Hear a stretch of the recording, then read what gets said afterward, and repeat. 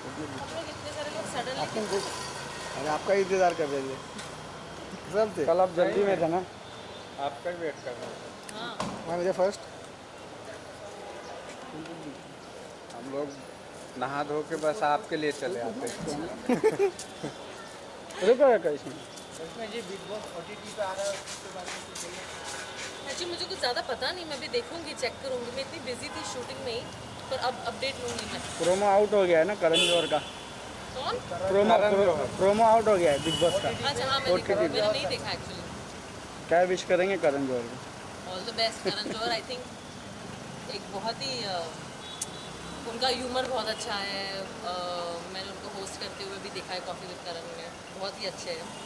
So I think इस बार ही मज़ा आएगा OTT। क्या लगता है करिश्मा जी OTT पे भी बाद में टीवी पे आएगा सलमान कुछ अख्तर? डिफरेंट ना, इतने सारे साल बिग बॉस एक ही पैटर्न में चल रहा है, अभी कुछ डिफरेंट होगा।